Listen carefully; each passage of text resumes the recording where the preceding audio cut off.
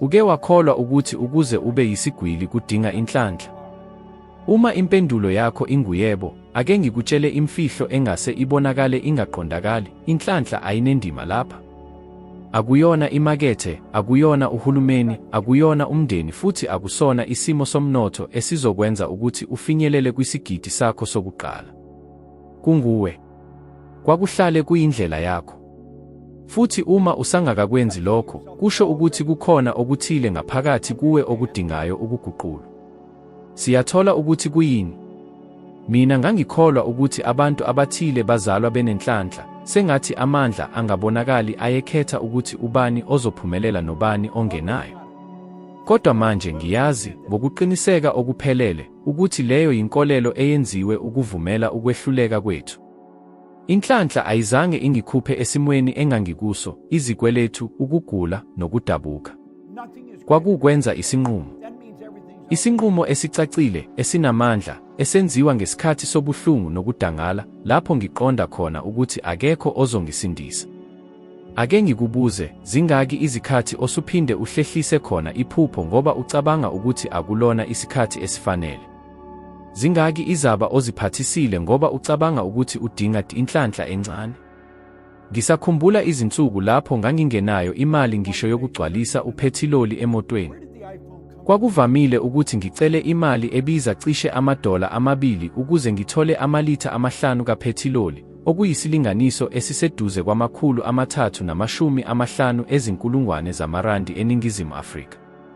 Leya yimpilo yobusizi, engenathemba, futhi ngangikholwa impela ukuthi umhlaba awunabulungisa. Kwaze kwaba yilapho indoda eyodwa ingibuka futhi yathi, "Bob, kungani ungaguquli imiphumela yakho?" Angikaze ngicabange ngalokho. Ngangingakaze ngicabange ukuthi impilo ingento engiyidalayo, hayi into eyenzeka kimi. Ngaleso sikhathi kwavutha isibani ngaphakathi kimi. Ukukhanya okuncane phakathi kobumnyama obukhulu. Angizange ngazi ukuthi ngizokwenza kanjani, kodwa nganquma ukuthi ngizoshintsha. Futhi kwaba yileso sinqumo, hayi inhlanhla, esaguqula isiqondiso sempilo yami. Ngaqala ukufunda. Ngaqala ukuziphonsela inselelo. Ngaphuma endaweni yami yokunethezeka nsuku zonke. Angisahlalelanga ukuthi izinto zizolunga. Ngazenza zibe ngcono. U-Andrew Carnegie, owayengomunye wabantu abacebile kakhulu esikhathini sakhe, wafundisa ukuthi amandla amakhulu kakhulu umuntu anawo kuwukwenza isinqumo. Futhi wayelungile. Uma usenza isinqumo sangempela, umhlaba wonke uqala ukuzulazula ukuvula izindlela. Kodwa angikhulumi ngesinqumo esincane esinokungabaza. Ngikhuluma ngesinqumo esivuthayo, esishisa ngaphakathi, esiqeda zonke ezinye izinketho. Mhlawumbe manje uzizwa ungakhululekile. Mhlawumbe ukhumbula amathuba owashiya edlula ngoba awuzange ube nesibindi sokwenza isinqumo. Lokho kuhle kakhulu. Lokho kungenxa yokuthi leyo ndlela yokungakhululeki iyisibonakaliso sokuqala sokuthi usukulungele ukuguquka. Akunandaba noma ungenayo imali njengamanje. Akunandaba noma awunawo umusekelo. Mina nami ngangingenalo. Ngasebenza njengomhlanzayo nje. Kodwa enganginakho kwakukucacisa, ngangizoba yisigwili. Cabanga ukuthi impilo yakho ibingaba kanjani uma wawukwenzile isinqumo sangempela sokuzibophezela emaphusheni akho eminyakeni edlule. Ubekuphi namhlanje? Ubunobani? Ubuphumelele kuphi? Manje, vumela lempendulo ishise ngaphakathi kwakho. Vumela lobuhlungu bokuthi dingabe ngibube uphethiloli lwesinqumo sakho esisha. Ngoba kuyinto elula, ungahlala ulindele inhlanhla, noma unqume ukuthi kusukela namhlanje uzodala inhlanhla yakho. Uma usunqumile ngempela, uyayeka ukubuza ukuthi ngizokwazi na, futhi uqala ukubuza, ngizokwenza kanjani. Futhi indlela iyavela. Uma uzwa ukuthi usukulungele, nginethuba kuwe, namhlanje, manje, zibekele umgomo wezezimali. Kungaba ukuwina izinkulungwane eziyishumi, noma $90,000 ezinkulungwane, noma izigidi ezimbili, okulingana nemali yaseNingizimu Afrika cishe. Akubalulekile inani uqobo. Okubalulekile ukuthi kube into ethinta inhliziyo yakho, ekwenza ukukhanye amehlo futhi kuqhaqhazele amadolo. futhi uzinikele kulokho izinsuku ezingama-30.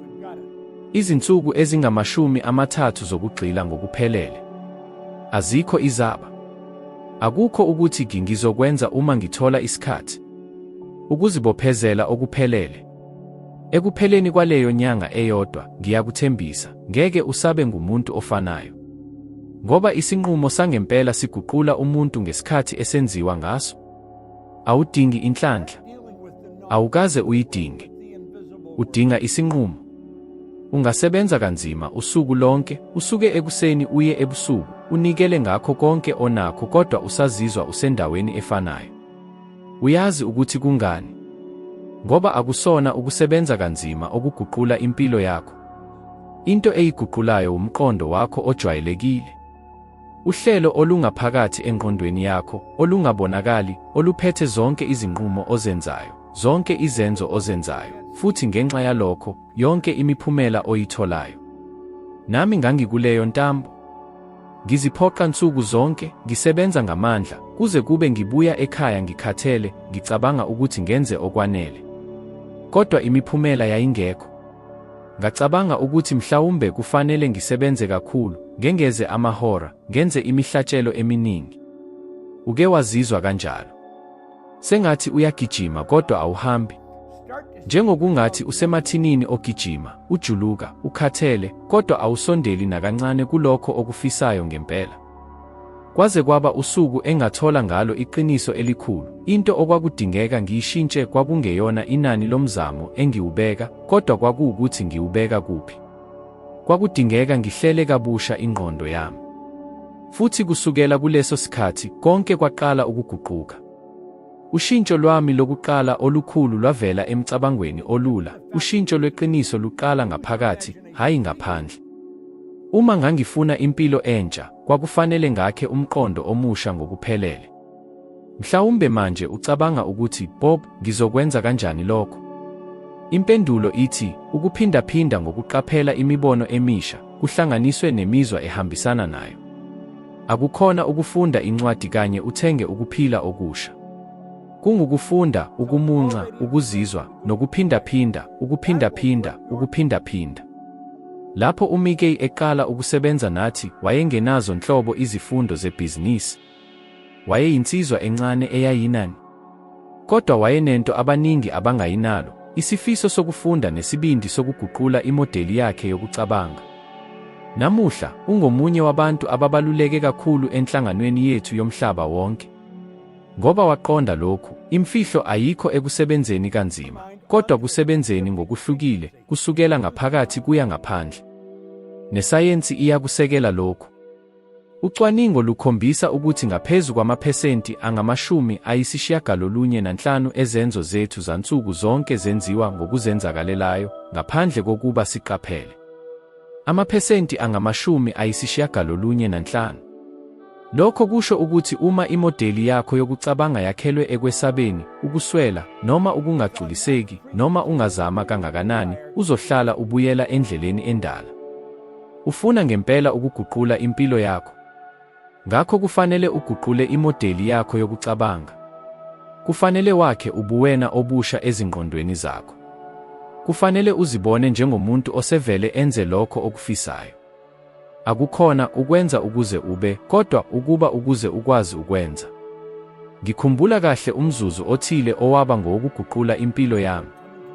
Ngangizihlanza ehhovisi elingenalutho ebusuku, ngama umzuzwana, ngase ngencika etafuleni ngacabanga, uma ngiqhubeka nokuzibona njengomuntu ohlanza amahhovisi, yilokho engizohlala ngiyikho.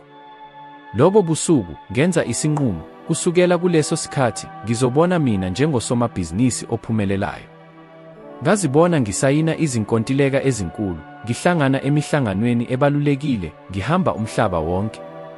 Ngeso sikhathi, kwakungelona iqiniso empilweni yami. Kodwa ngazibophezela ekucabangeni, ekuzizweni, nasekusebenzeni sengathi lokho sekuyiqiniso. Kwenzekani-ke? Amathuba aqala ukuvela. Abantu baqala ukungibona ngendlela ehlukile. Ngazishintsha nami indlela engenza ngayo izinto. Imiphumela yaguquka ngokuphelele. Ngakho sengikubuza, uzibona kanjani? Iyiphi indaba ozixoxela yona usuku nosuku?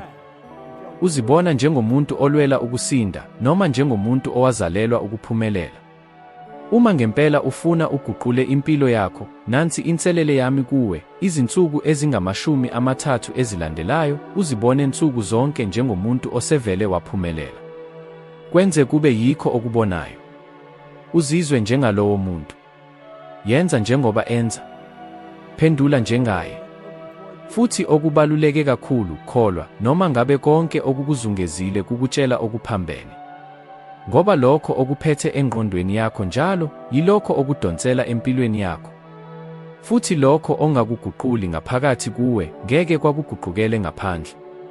Imodeli yakho yamanje yokucabanga iyona kuphela inkinga eqinile ekuphambaneni phakathi kwakho nomphakathi wakho wokuqala wezinkulungwane ezingama-10 zamakhono aseNingizimu Afrika, okulingana cishe nezigidi ezingama-60 e-Algerian Dena okubhalwe ngezwi. Futhi izindaba ezinhle. Manje, ngalesi sikhathi, unamandla okubhala kabusha le ndaba. Hayi kusasa. Hayi lapho izimo sezilungile. Kodwa manje. Konke kuqala ngesinqumo. Isinqumo esivela ngaphakathi. Ingabe usukulungele? Ngafunda ngendlela enzima ukuthi ukuzama ukwenza konke wedwa kuyiphutha elikhulu kakhulu ongawenza endleleni eya empumelelweni. Ngazama. Iminyaka eminingi ngangithwala umthwalo womhlaba, ngikholelwa ukuthi ukuzimela kusho ukungadingi muntu. Kwaphumela kuphi? Intuthuko ebuthakathaka, ebuhlungu futhi eyodwa. Iqiniseko liwukuthi akekho ofika esicongweni yedwa. Wonke umuntu ophumelele wayenothisha, umuntu owayehambile kulowo mgwaqo phambilini, owaziyo ukuthi unganyathela kuphi nokuthi yini okufanele uyigweme. Lapho ngiqonda lokhu, impilo yami yashintsha. Ngathola abeluleki. Abantu ababenolwazi olungaphezu kwami, ababebona engangingakakuboni. Omunye wabo kwakunguVal van der Wal. Wangifundisa into elula kodwa enamandla: Bob, izinkolelo zakho azilungile. Kufanele ufunde, uphinde, futhi ufake umbono omusha wezwe phakathi kwakho. Futhi yilokho engakwenza. Ngazingcwaba ezincwadini, emasemina, nasezingxoxweni nabantu abanengqondo ekhanyayo. Omunye wokuqala engafunda kuye kakhulu kwakunguNapoleon Hill. Ngafunda cabanga ucebe nsuku zonke, sengathi ngiyathandaza. Futhi angizange ngifunde nje, ngahlaziya, ngiphinde, ngacabanga, ngisebenzise. Kwakungathi ngilungisa ingqondo yami kabusha, umugqa nomugqa. Futhi kunjalo ngempela. Futhi yilokho okwashintsha impilo yami ngokuphelele. Ngibona abantu abaningi kulezi zinsuku, mhlawumbe nawe, olalele manje, abafisa ukushintsha izimpilo zabo, bafuna ukuhola imali eningi, bafuna impumelelo enkulu, kodwa benqaba ukufunda kulabo asebefikile lapho befisa ukuya khona. Bacabanga ukuthi bangakwazi ukwenza konke bodwa, besho ukuthi sebeyazi kahle indlela. Kodwa ake ngikutshele iqiniso, leyo nteketiso iyisicupho. Yingqondo yokuzigqaja evimbela amaphupho akho. Uma ubheka abantu abafana noKobe Bryant, Oprah Winfrey, no-Elon Musk, yini abayihlanganyelayo? Banemeluleki. Banothisha. Befuna ukufunda kwabakhulu, abanolwazi. Abazange bazame ukuqalisa kabusha, bahlonipha ukuhlakanipha kwalabo ababehamba phambili. Yingakho imiphumela yabo yeza ngokushesha. Ngikhumbula isikhathi engangingazi nokuthi ngenzani. Ngangisanda kuqala ukuhola imali, kodwa ngangizizwa ngixakekile, ngilahlekile, futhi ngingenalo icebo elicacile. KwakunguVal owangibuka emehlweni wathi, Bob, udinga uhlelo. Udinga ukuzithiba. Udinga ukuphindaphinda. Ukube angizange ngilalele lawo mazwi, ukube ngangicabanga ukuthi ngiyazi konke, bengizohlala endaweni eyodwa, mhlawumbe ngibuyele emuva. Isayensi ikhombisa ukuthi lapho uthola ukuphindaphinda kwemicabango emisha, ikakhulukazi ngokufundiswa nokuphindaphindwa, kwakheka izixhumanisi ezintsha ebuchopho. Ngamanye amazwi, uma ufunda kulowo osewenzile le ndlela, kuba sengathi uba umuntu omusha ngokuphelele. Kodwa kudinga ukuthobeka. Kudinga isibindi sokuthi ngisanele ukufunda. Uma namuhla uzizwa sengathi uyazama kodwa awuhambi phambili, inkinga ingase ingabi umzamo. Mhlawumbe inkinga iwukuntuleka kwesikhombandlela. Mhlawumbe okushodayo yizwi lomeluleki elizokudonsela emuva lapho usuphambukile, elizokukhumbuza ngamandla akho lapho esewukhohliwe. Ngiyakuqinisekisa, izinguquko ezinkulu kakhulu ezenzeka empilweni yami zaqala ngeluleko, igama, noma isiqondiso esivela kumuntu owayengiqonda ngaleso sikhathi. Futhi lezo zinguquko azizange zenzeke ebusuku nje. Zenzeka kancane kancane, ngokuphindaphinda okuthule, okuhlelekile, kanye nokuzibophezela, ekwakheni imikhuba emisha, imicabango emisha, nemizwa emisha. Uma ufisa ngempela ukuguqula impilo yakho, nansi imemo yami, thola umeluleki. Umuntu osephumelele kulokho okufisa ukukuzuza. Umuntu omhloniphayo ngobuqotho. Futhi okubaluleke kakhulu, yiba umuntu ofundayo. Vula ingqondo yakho. Fundisisa lokho akufundisayo. Phinda. Sebenzisa. Ngisho noma kubonakala kungathokozisi. Ngisho noma kubonakala kungasebenzi. Ngoba kuhleli kuleyo nqubo engabonakali lapho uguquko lwangempela lwenzeka khona. Khumbula, ungakhetha ukufunda ngokuhlakanipha kwabanye noma ngokubona ubuhlungu bamaphutha akho. Enye indlela isheshisa kakhulu futhi inobuhlungu obuncane. Ukukhetha kungokwakho. Impumelelo isivele yashiya izinyathelo ongazilandelela. Umbuzo uthi, usukulungele ukuhamba leyo ndlela? Uyimagnethi noma ukholelwa noma cha? Konke okukhona empilweni yakho namuhla, ukuhehile wena, ngogesi noma imvamisa oyikhuphula nsuku zonke, ngisho noma ungazi. Ngafunda lokhu ngesikhathi ngiphila enzimeni yezikwelethu, ukungagculiseki nokukhungatheka. Ngacabangela ubumpofu. Ngakhuluma ngobumpofu. Ngazizwa ubumpofu kuze kube sezithweni zami. Kwaba yini umphumela? Ubumpofu obuningi. Amabhili amaningi. Umuzwa omkhulu wokungabi namandla. Kwakungathi ngizivalela ejele engalakhi mina mathupha. Ngiyabona ukuthi lokhu kwenzeka kubantu abaningi. Kungenzeka kwenzeka kuwe manje. Ufuna ingcebo kodwa ukhulumela izinkinga usuku lonke. Ufuna inotho kodwa uvuka ekuseni nomuzwa wokwesaba. Ufuna impumelelo kodwa ubona ukuhluleka kuphela endleleni yakho. Futhi iqiniso elikhulu lithi, umhlaba awuphenduli kulokho okushoyo ukuthi ukufunayo, uphendula kulokho okuzwakalayo kuwe. Uguquko lwami lwaqala ngosuku engathi ngidinga ukuguqula amandla ami angaphakathi. Kwadingeka ngicabange njengonqobi. Ngazizwa sengathi impumelelo isivele ingeyami. Ngaziphatha sengathi impumelelo ayinakugwenywa. Yayingabalulekile into engangiyibona ngamehlo. Ushintsho aluqali ngaphandle. Luqala ngaphakathi. Ngesinye isikhathi, ngangingasenalutho cishe, kodwa nganquma ukuzenzela isithombe nsuku zonke sokusayina inkontileka enkulu, okwakubonakala kungeke kwenzeke ngaleso sikhathi. Usuku ngalunye, ngangivala amehlo ami ngizibona ngisayina. Ngazizwa injabulo, ukwaneliseka, ukubonga, njengokungathi sekube yinto eqinisekile. Bekungekuhle. Ingqondo yami yayimemeza ukuthi ngiyahlanya. Kodwa angizange ngiyeke. Futhi akuzange kuthathe isikhathi eside kwavela ithuba, ngaphandle kwesaziso, labangela ukuthi ngisayine inkontileka enkulu kunazo zonke engake ngayenza. Leyo ndlela yashintsha impilo yami ngokuphelele. Namuhla isayensi iqinisekisa lokho okwakufundiswa yizazi zakudala, ubuchopho bethu buhlunga iqiniso ngokuya ngokukholwa kwethu okujulile. Ubona kuphela lokho okholelwa ukuthi kungenzeka. Uma ukholelwa ekuswelweni, ingqondo yakho izonqaba ukubona amathuba okunotha, ngisho noma emi phambi kwakho. Uma ucabanga ukuthi awukwazi, ingqondo yakho izoqala ukuvimbela noma yiziphi izimpawu zokuphumelela futhi igcizelele ukwehluleka kwakho. Manje ake ubheke nxa zonke zakho. Yonke into, noma yisiphi isimo, noma yimuphi umuntu okhona empilweni yakho, konke lokhu kudonswe yizinga lomoya owulokhu ukhuphula. Uma ungakuthandi okwenzekayo empilweni yakho, lokho kuwusibusiso, kusho ukuthi unawo amandla okushintsha konke. Okudingayo nje ukuguqula ifrequency yakho. Kodwa qaphela, ukuguqula ifrequency akusho ukuthi kufanele ucabange kahle kuphela. Akusizi lutho ukuthi usho amazwi amahle ekuseni bese uchitha lonke usuku ugcwele ukwesaba, ukungabaza nokukhathazeka. Ukuguqula ifrequency kusho uguquko olujulile lwangaphakathi. Ukuphinde ulungise imizwa yakho, uphinde ubhale kabusha lokho okukholelwa ukuthi kungenzeka kuwe. Ngifuna ukukuphonsela inselelo. Ezinsukwini eziyisikhombisa ezizayo, qapha imicabango yakho njengokungathi uvikela ingcebo ebaluleke kakhulu empilweni yakho. Futhi njalo lapho umcabango wokwesaba, ukungabaza noma ukunganeliseki uvela, futhi uzovela, uwushintshe ngokushesha ngomcabango wokuchuma, amandla, nokukholwa okugcwele empumelelweni yakho.